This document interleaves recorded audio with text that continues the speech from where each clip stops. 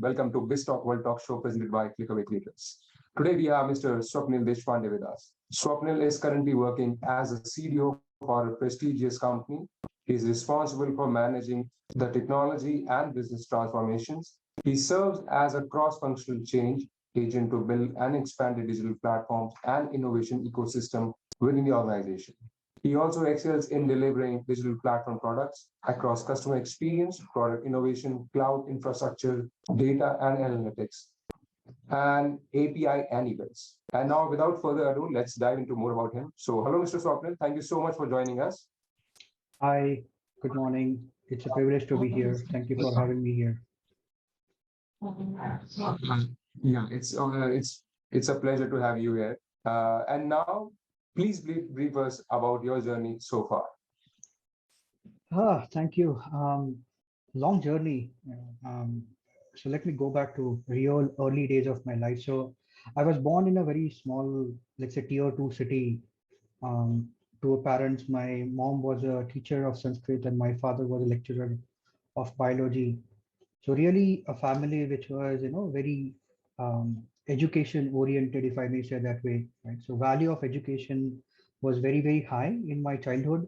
Both of them are of course retired now. And during school days, essentially, um, I was pretty, I would say, influenced by the teachers and how respectful the teachers are. I used to, if I remember, long time ago, I used to actually go to my mom's school or my dad's, college, and I would see how students would really respect the teachers. And that's where, if I can go back, I actually remember being my first ever dream of, hey, what do I want to be in my life?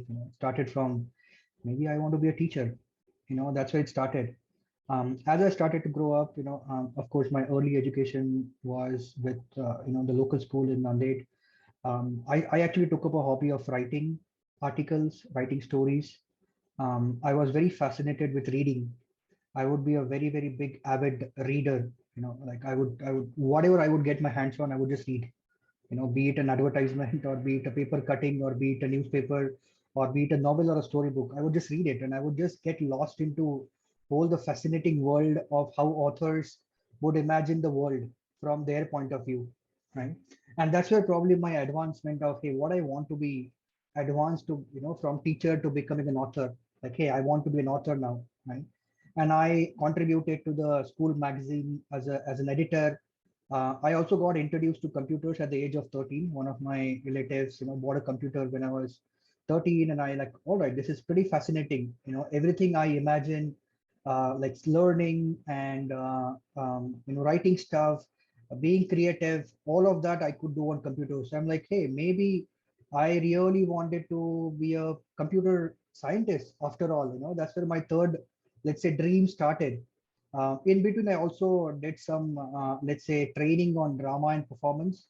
So meanwhile, I also, for a while, I also wanted to be a performance artist, somebody who could do drama. So it's a sequence of thing I remember in my life, how did I started? So right from my first dream of being a teacher to being an author to probably being a performer to become a computer scientist, or computer engineer. And then I got into National Institute of Technology. I did really well in my studies back then. Got into National Institute of Technology, and over a 4 years of period, I became engineer. Joined Cognizant as a company. That was my first company, Cognizant Technologies, as a program analyst trainee, and then moved on to become a software engineer. I joined Tech Mahindra. I was with Tech Mahindra for about 6 years. After that, I got to move to UK for a period of long time. I did various roles within Tech Mahindra, software engineer to senior software engineer to production support to testing to managed services to account management. Came back to India sometime around 2009. Joined Amdocs as a business operations manager. I was with Amdocs for 2 years. Did the server side data center management work there, and then throughout that my dreams of wanting to be something on my own started cultivating, right? So my first dream of, hey, I want to be an entrepreneur started when I was probably in Tech Mahindra or towards end of my tenure in Tech Mahindra. And from that perspective, I'm like, hey, maybe that dream was becoming smart, stronger. The early childhood dreams of, hey, I want to be a teacher, I want to be an author, I want to help people grow, started cultivating. So I left Amdocs towards 2011 and jumped on to become an entrepreneur. I started my first, company with a few of my friends. It was more like a social startup, geared towards university students and helping students understand the importance of career planning, helping them understand, what could be the good career path for them, and essentially coaching them towards kickstarting their career.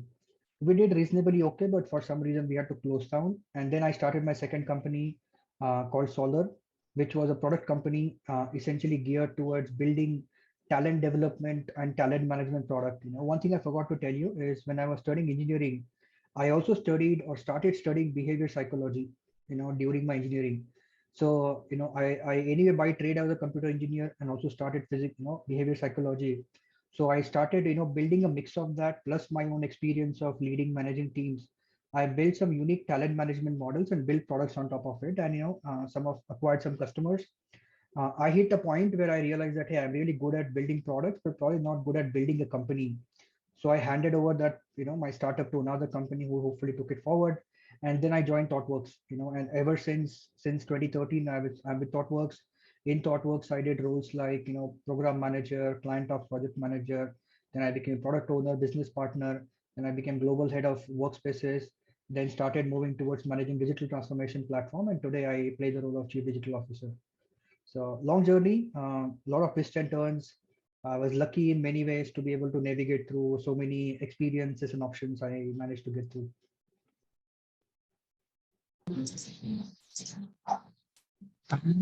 Did you face any obstacles in your path of success? If yes, and how did you overcome and supersede them? Very good question. I would be lying if I say I did not face any obstacles. Of course, I did. But one of my challenges, I have a very short memory of things that don't happen well or things that don't go well. So rather than talking about obstacles, I would say how every obstacle essentially turned into an opportunity. So my belief is that if you hit an obstacle, just turn it around, you will see an opportunity there, right? So of course, everyone faces opportunities, and I would say, for my perspective, I was pretty lucky to be able to find the right solutions, and overcome most of them just before they become really life-changing obstacles, right? And for me, every obstacle actually ended up becoming opportunity to learn. There are several moments in my career. You see, I completely changed the track of a career. You would see most of the people, if they get into software development, they will grow their career in software development. Some people who are into testing or QA, they'll grow their career in QA. Some people, have been into in like support and application support, would grow their career there. But I kept changing, because for me, I think most important thing from obstacle perspective and overcoming perspective is how do you achieve or rather attach yourself to a higher purpose in your life. What is that you want to do, right? Obstacles where, hey, not getting a growth on time, not being recognized for the work you do, your thinking probably was not recognized by the peers and leaders. All those typical obstacles I found, but I think most of the time I really wanted to think about, hey, how do I turn this obstacle into opportunity and take the next step? I'll give an example or a metaphor rather. Let's say if you have a vision of scaling Mount Everest, you want to feel that, hey, I want to scale Mount Everest and I want to feel on top of the world, right? If you're very, very clear about the vision, what you would do next is you probably make a plan. Hey, I want to make a plan. I want to get a training about how to do mountaineering. I want to start with trekking, building stamina, studying about how to, overcome any obstacle that you get on the way. But end vision is somehow I want to get to the top of Mount Everest, right? And one fine day, you really start your plan, get to the base camp, first base camp, and all right, everything looks good. You start taking first step, 1,000 meters above, the sea level, you start hitting obstacle. Would you drop your plan or would you change your plan? It's almost like, hey, let's change the plan. Maybe take a step back, stay on the base camp for a day or two, wait for the weather to get better, go to another step. Maybe another day you will actually hit an avalanche on the way. Maybe the weather would be so bad that you would not want to be able to go forward. Maybe you will run out of oxygen. So all these obstacles would come in place. But if you're really, really committed to the vision and dream that you want to achieve, and if you are really flexible on the time, So rather than saying, hey, I must achieve this dream in 6 months, or I must achieve in 3 months, or I must achieve in 7 months, if you say, all right, let's give itself a time, but let's be relentless in achieving the goal or achieving the vision, more often than not, you will end up achieving, or you will more often than not, you will end up being on your own Mount Everest, right? And that's how my journey has been. Right? I want to be an entrepreneur. Many people actually try and think about entrepreneurship as a part of, hey, let's do something, let it settle down, and then quit a job. I just quit my job, and went about doing that. I hit a point where nothing was working out. We changed the track, got into product development, tried another path, another, I could grow it to the level I could grow, realize that, hey, I cannot grow this product company into a proper organization by hiring people. Maybe that's not inherent capability in me. Then I handed over to another startup who possibly could grow it, and then joined corporate. So it's about, identifying possible obstacles. If you hit them, be flexible on your plan, be flexible on your time, and continue moving forward for your vision. I think that's been the mantra of my life with regards to obstacles.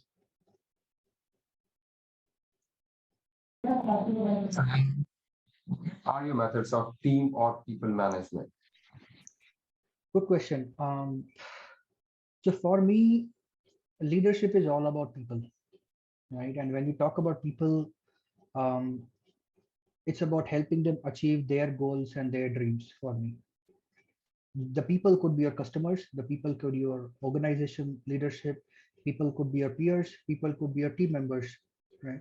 So how do you help each of that segment of people help realize their dreams, their vision, and their goals, is what leadership is all about for me, right? When it comes to customers, how can you help customers by helping them do the right thing so that they can grow and have a better impact on the world? With your organization, how can you help organization strategize in a such a way that your organization is growing, is helping bring a positive societal impact, right? With regards to your peer, how can you help them become successful with your support? For your team, how can you help the people in your team grow and, help them achieve their own career goals? So that's a very important part of, leadership for me. It's more about helping people identify purpose, or rather helping identify a greater purpose to which everything can connect, and then helping individual people, teams, organizations, customers realize their dreams and helping them along the journey. That's what, leadership is for me. And that's typically, are some of the ways I manage leadership. So for me, purpose-led teams are far more efficient and more self-driven than a project or a task-led team, if I say that way, right? And I see this from, let's say, four lenses: a lens of an individual, a lens of a team, a lens of an organization, and lens of an industry. Right. So let's say, at the end of the day, you the people you work with, you're not going to work with them forever your life. In very rare cases, someone end up, but not very often, right? You might not end up working with them forever. Most often time, they are with you for the part of their life. Somebody works with you for 3 years, but their journey is far bigger. Somebody might work with you for 10 years, but their life journey is far bigger than those 10 years, right? So key is, how do you use those overlapping years that you have with your peers, your team, your people, to help them be better than when you met them first? How can you help them be better in terms of professional, competencies, behavior competencies, leadership qualities, overall impact, so that they become better than when you met them, right? Same with team. How can you help teams organize their dreams? How can you help organizations achieve their vision, mission? And how can you bring a positive impact on the society? That's the four lenses I talk about. And eventually, I believe that if you're able to draw a straight line between the individual goals, the team goals, the organization goals, and societal impact, that's where you really empower the people and, teams, and help them grow as a leader, right? And again, for me, job of a leader is not only identify the potential within individuals, but be purposeful about creating opportunities for people to show their potential, right? So that they can have an impact and grow in a structured way. And last but not least, it's important that the leadership should be value driven, right? How can you identify your own core values? How can you talk about the core values with the people you work with? How can you instill the core values within the people who you work with? and then drive the whole journey of leadership, where values at the core of everything. So these are some of the things I think when I think about leadership, and how I believe leadership, is at the core of everything. What is your time management mantra? um Very interesting. Most of the people, when you talk about time management, we end up talking about, hey, let's think about important versus urgent, etc., etc. But for me, I think time management is about two things, right? So at the end of the day, everything needs to be done. You need to get stuff done, or world will not move forward. But I talk about two things, right? One is called as last responsible moment, and another is called as first opportune moment, right? And for me, I look at every work that happens through these two lenses. When I talk about last responsible moment, is it, have you hit the moment where you must have to do this task, or can it wait a bit longer? And that, can it wait a bit longer, you could use it for gathering more context, taking better decisions, revalidating some of the decisions that you're taking. Should you be investing into this work, should you be doing this work, should you not be doing this work, right? That's last responsible moment. First opportune moment is, are you willing to take a bet on some things with maybe minimum possible or minimum information that you have on it, but you see really exciting opportunities out there, right? um, the last responsible moment is possibly talking about minimizing risk, so that you are able to do everything in a thought through way. But the first opportune moment is about maximizing opportunities and impact, but that could also have a lot of risks in it. Things may not work if you do it, things may fail at the end of it.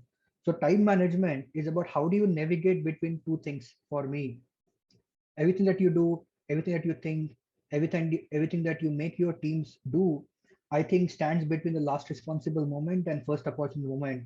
And how do you pick up on which side you will be for that context? Your advice to young professionals in your industry?